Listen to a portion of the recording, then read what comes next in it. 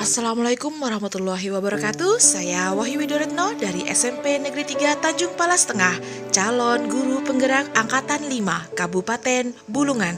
Saya akan mempersembahkan sebuah karya puisi yang akan menggambarkan potret pemikiran filosofis Ki Hajar Dewantara. Selamat menyaksikan.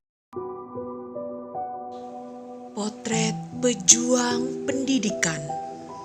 Dulu saat ku mengajar, aku pastikan muridku akan belajar.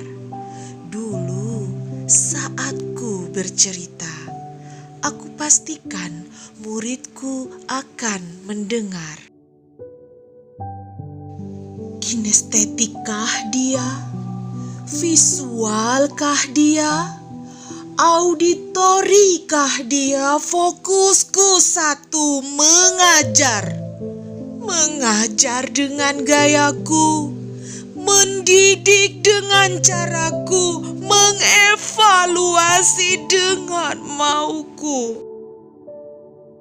Aku terbuai, benar-benar terbuai dalam rangkaian aksi yang buatku damai. Aku terlena, lama terperangkap dalam kubangan pemikiran yang buatku nyaman. Hingga satu nama itu kembali hadir, mengetuk pintu hati yang selama ini abai. Abai pada jiwa yang harusnya among, abai pada jiwa yang harusnya ngemong, abai pada jiwa yang harusnya momong, abai pada kodrat murid yang harusnya ku jadikan subjek bukan objek. Ing ngarso sung tulodo, ing madya mangun karso, tut wuri handayani rangkaian aksara yang harusnya terpatri baik di relung jiwa, tak hanya dalam ingatan semata tanpa makna, tergerus olah rasa dan karsa yang memudar. Wahai diri yang memilih sebagai pejuang pendidikan, perkembangan zaman tak dapat dicegah. Saatnya kita harus berubah, bergerak maju, jangan kaku. Tingkatkan potensi, bukan nego diri. Menuntun bukan hanya menuntut.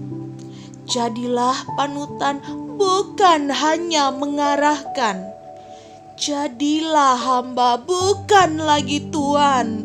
Dampingi murid secara utuh sebagai bekal hidupnya di abad 21. Wahai diri yang terpilih sebagai pejuang pendidikan, impian anak bangsa kepadamu diamanahkan.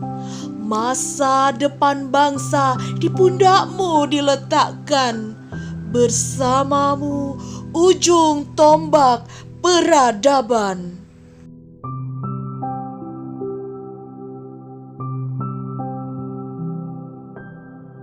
Menurut Ki Hajar Dewantara, segala perubahan yang terdapat pada murid dihubungkan pada kodrat keadaan, baik alam maupun kodrat zaman. Kodrat alam berkaitan dengan sifat dan bentuk lingkungan di mana anak berada. Sedangkan kodrat zaman berkaitan dengan keterampilan yang harus dimiliki murid sesuai zamannya agar mereka bisa hidup menyesuaikan diri. Dan semboyan pendidikan dari Ki Hajar Dewantara adalah Ing Ngarso Sungtulodo, Ing Madyo Mangunkarso, Tuturi Handayani, di mana sebagai guru di depan bisa memberi teladan, di tengah memberi bimbingan, dan saat di belakang kita bisa memberikan dorongan kepada murid kita untuk menjadi lebih baik lagi menemukan potensi bakatnya. Pendidikan itu bukanlah sebuah perlombaan. Siapa yang mencapai garis finish duluan, maka dialah yang akan menjadi pemenang. Tapi pendidikan adalah upaya mempersiapkan manusia-manusia baru dalam kehidupan bermasyarakat yang bahagia, merdeka, mandiri, kreatif, dan berketuhanan. Dalam pengembangan sistem pembelajaran, Ki Hajar Dewantara dikenal oleh teori trikon. Yang pertama adalah kontinu, yang kedua adalah konvergen, dan yang terakhir adalah konsentris.